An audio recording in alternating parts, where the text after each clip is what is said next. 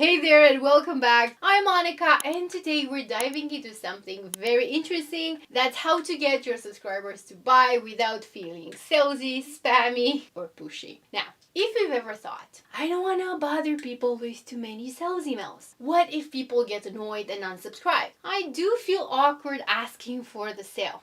Then this lesson is for you.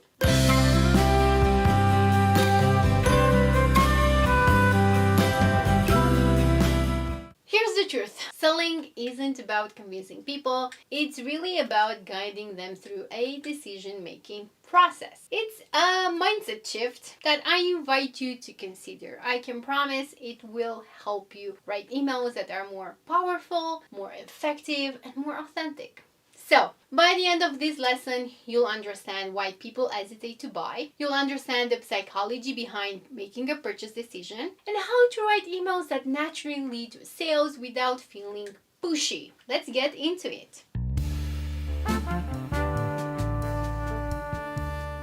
Now let's start with something important. Now people don't buy courses just because they look interesting, they buy because they believe it will change something in their life. That's the easiest way to explain this, and those are the people you want in. But here's the catch. Most people hesitate before making a purchase. Even if your course is exactly what they need, they'll still have doubts like, is this really going to work for me? Maybe I should wait and think about it. What if I don't have time to complete it? Sound familiar?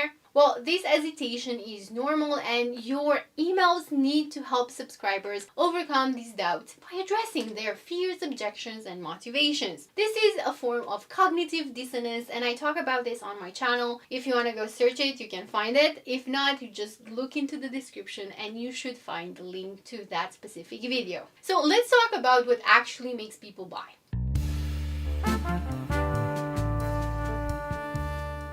One, we have certainty. People need to believe your course will work for them. Your audience isn't just looking for information, they're looking for results. They want to know, will this work for someone like me? How do I know I won't fail?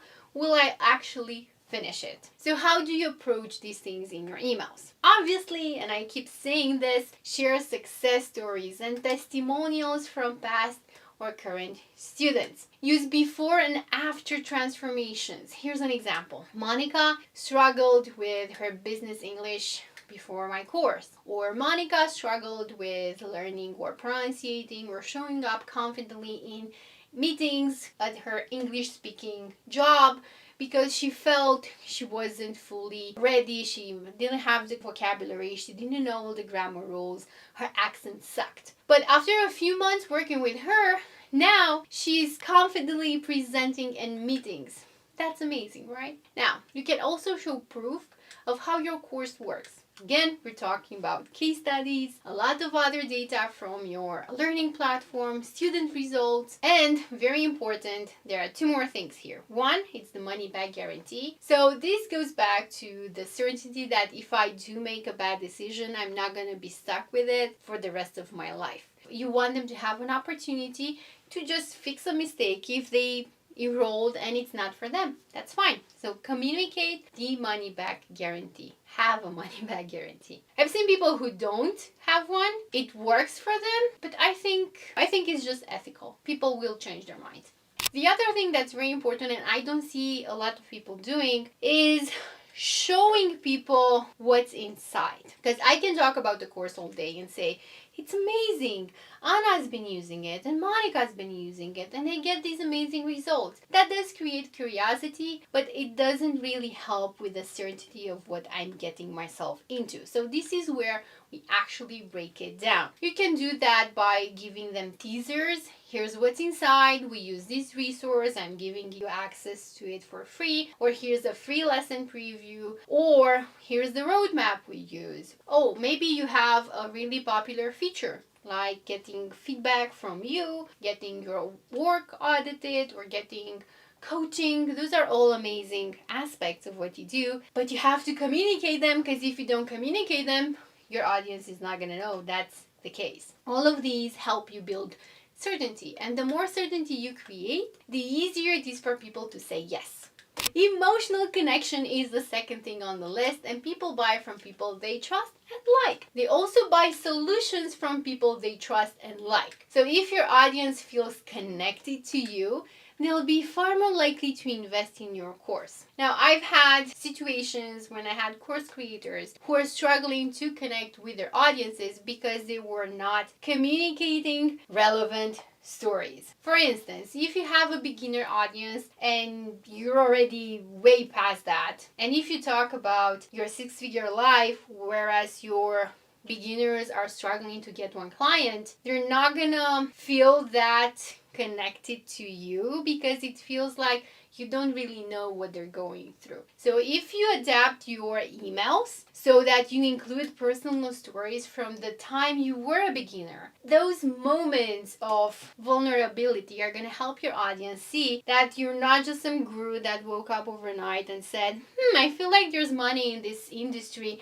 Let's make a course with ChatGPT and I'll use my personal brand to sell it. It will sound like you know your shit because you've been through it. And for a beginner, nothing is more important than the guidance and the clarity from someone who's been through the trenches and has managed to find a way to overcome the hardship of being a beginner in something. Now, same thing goes for people who are more advanced. If you have an audience, or if your target audience is made up of professionals or industry leaders, businesses who have at least 5 years in the market, and you're talking about beginner stuff level, they're not necessarily going to think, yeah, this is the guy I want to learn from. However, if you start to share personal stories from your day-to-day life, like what happens when you meet a client, what are the processes you have, what are the problems you have as a business owner in their industry, what are some thoughts you have about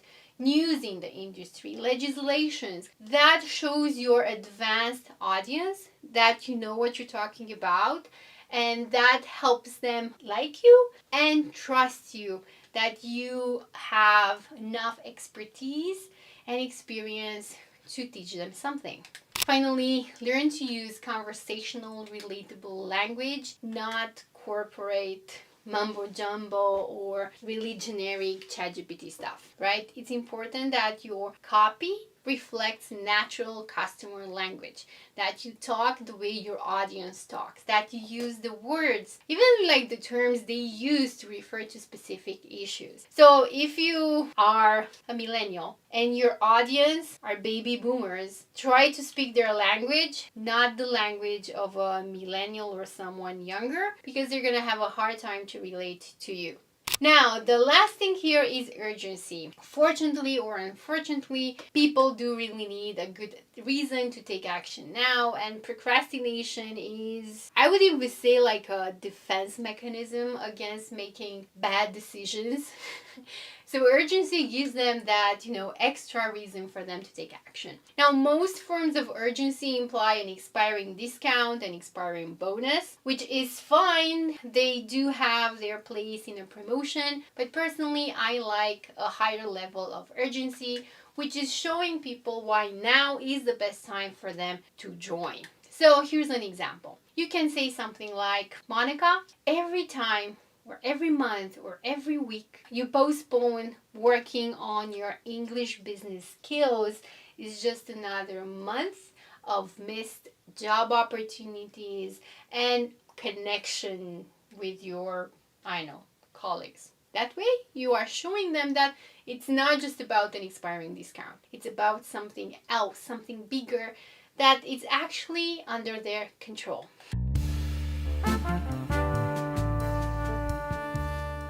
So now that we understand why people buy or don't buy, let's talk about how to structure your sales emails so they feel natural, helpful, and engaging. One, I recommend starting with a story or prioritizing storytelling in your emails. Another way you can do this is to start with a relatable problem. So instead of opening with, my course is now open for enrollment, start with something personal and engaging. Here's an example. A few years ago, I had a student named Monica, and she was terrified of speaking English in meetings. She knew the grammar, she had the vocabulary, but the moment she had to speak, her mind went blank.